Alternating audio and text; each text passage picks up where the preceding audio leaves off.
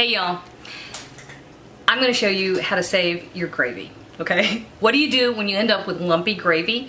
It's actually a really easy fix. Now, I was making gravy today and I got interrupted, and when I came back in the middle of it, I had a big mess, but it's going to give me an opportunity to show you how to fix lumpy gravy. Let's come over here.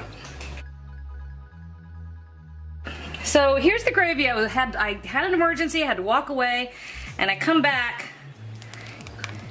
Ew. All right, now I do have a bunch of fresh herbs in there. I meant for those to be in there, but I really didn't mean for all of that to be happening. Nobody wants that. So here's how you fix it. It's really actually pretty simple. So I have a second pot over here on very low heat and a strainer. So I'm going to start by ladling the gravy in here. All right, Boone, come over here and look. Now, those lumps, those are my thickening agents, right? So, hey buddy, shooting a video. All right, so you see what I do there?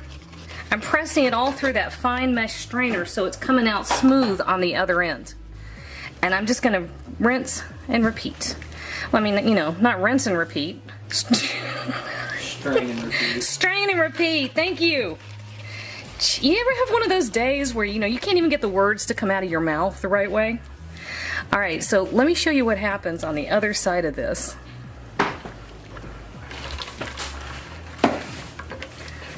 See that? Can you see that, Boone? Almost smooth, not quite, which means I'm gonna run it through the strainer a second time. All right, so the first time through, I'm gonna press those lumps out. The second time, I'm just gonna strain it to make sure it's silky smooth. Because here's what's happening. I'm pressing those lumps out, and they're re-lumping a little bit, not much, a little bit on the other side. All right, so I'm gonna strain this the first time.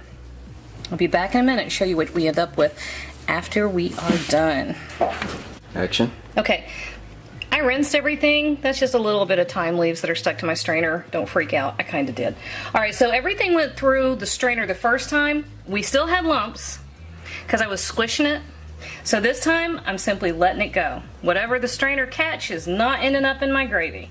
All right, and I want to show you the difference.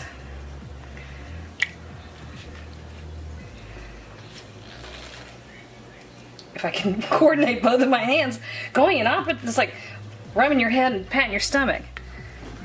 Look at that, y'all. Perfect, silky smooth gravy. See? It's really not that hard. It's something else you can do, and I'm not amiss to doing this. I just didn't know where my blender was. Throw it in the blender. Throw it in the food processor. Strain it a couple of times. Look, y'all.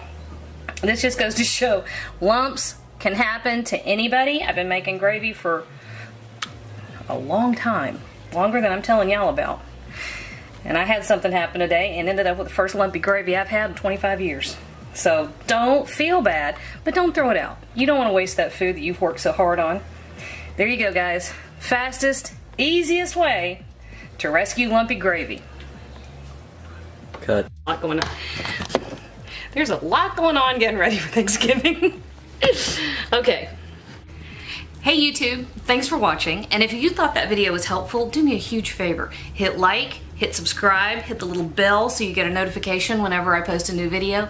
And if you have a second, hop on over to Patreon and check out how to support my channel even more. Again, thanks for watching.